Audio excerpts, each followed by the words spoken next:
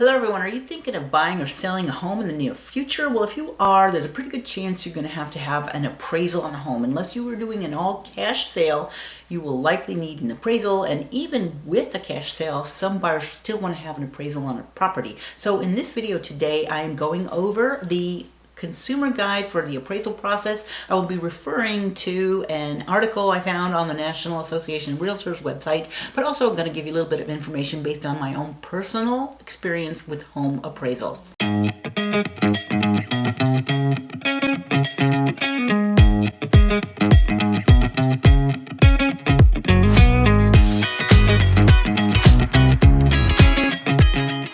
My name is Dawn Dickinson. The channel is Living in Northern Arizona, where I'll teach you all about living in the northern half of the state, and I am also a licensed real estate agent in the state of Arizona. So if you ever have a question about buying or selling a home in Arizona, please reach out to me. My contact information is always in the description below, and if you give me a call or a text or an email, I will get back to you. So let me start out by giving you a little bit of information about the appraisal process. What is an appraisal? An appraisal is actually an opinion of the home's market value that helps the lender ensure that the price of the purchase is in line with the property value. And the process is led by a licensed or a certified residential appraiser, and this is an independent third party who's engaged to the lender to provide professional judgment on the price of the home. And often the lender will be the one that picks the appraiser, and they will have a list of people that are qualified to do an appraisal of a home once you go under contract, and then the mortgage company will schedule that with the listing agent on the home and get the appraisal scheduled and done. So do I have to get an appraisal is one of the questions you frequently hear about appraisals. And if you're taking out a mortgage on your new home, your lender almost always will require you to do it to establish the loan to value ratio, which is basically the percentage of the home's price that you will borrow. So a higher loan to value ratio is a little bit riskier investment for the lender, and so generally they're looking for a loan to value ratio of 80% or less. And if you're paying in cash, the appraisal might not be required, but that doesn't mean your buyer won't want to have an appraisal anyway, because they want to make sure they're not overpaying for the price. Although many times your real estate agent can give you a pretty good, accurate idea of what the home is worth if you are buying for cash based on other comps that have sold in the area. Now, if you are putting a large percentage down, you may not also need to have the appraisal, so that's something that you want to discuss with your mortgage lender if you need that. If you're putting, say, 50% down or a very high percentage down, you might not need that, but you may want it for your own protection. So what does the appraiser look at? Well, different appraisers will take different approaches, and that's why sometimes you do get a variance in the home's appraised value. They reference databases like the MLS, which is the multiple listing service that shows all homes in the area that have sold or are pending that are similar to the homes that you're going to have appraised. And they can look at similar characteristics on the appraisal, like say what location it is, the size, the year it was built, does it have a pool, those type of things, and if it's been renovated. And they will look at all these factors, and they will use that to determine what the value is of the home that you are purchasing. And it's supposed to be an independent, unbiased, backed up by evidence is what the final appraised value is supposed to be.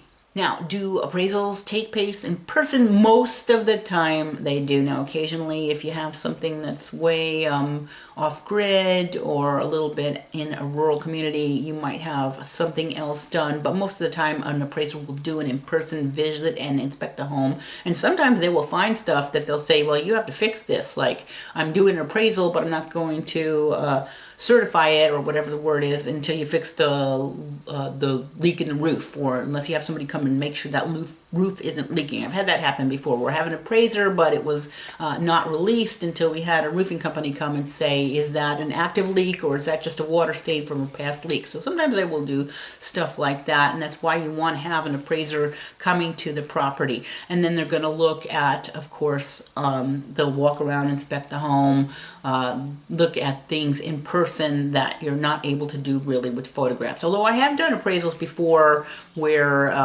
I think they called it a brokered appraiser, where I just went in and took a bunch of photos to the home because they weren't able to get out to the property. It was in such a rural community, and it was in the middle of winter where it was, 2 foot of snow. So occasionally you can do it based on photographs, but in that case, you want to have a lot of different photographs, but 95% of the time, I would say, they are done with the appraiser going out to the property in person. So the next question is my agent allowed to communicate with the appraiser? And the answer to that is yes. Sometimes your agents and other people involved in the transactions are allowed to communicate with the appraiser. Sometimes the appraiser themselves will reach out to you and say, hey, I'm appraising your home this afternoon. I'm going inside.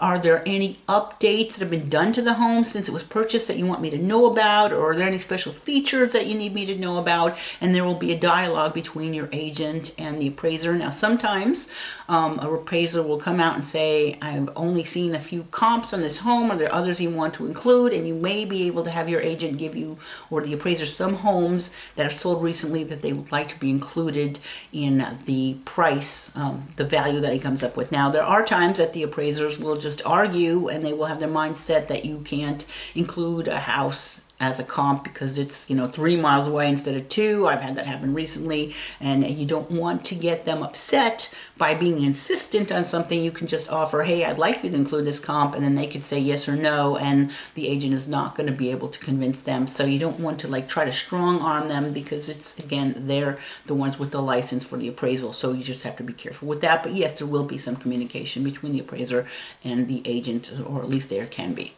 Okay, so next question is, what happens if the appraised value is different from the purchase price? And this does happen sometimes. In fact, if the market is trending up, where you're having house prices increase very rapidly, this will often happen because they're using comps that may have closed in the last 6 months, and then prices are going up very quickly. So the closed house sale data is not going to meet the appraised price. That will happen. In fact, in some areas it's happening right now, where appraisals are coming in a little low. So you have a few options here. What can happen? Your seller can say, oh, wow, it's appraised low, and reduce the price to the appraisal price.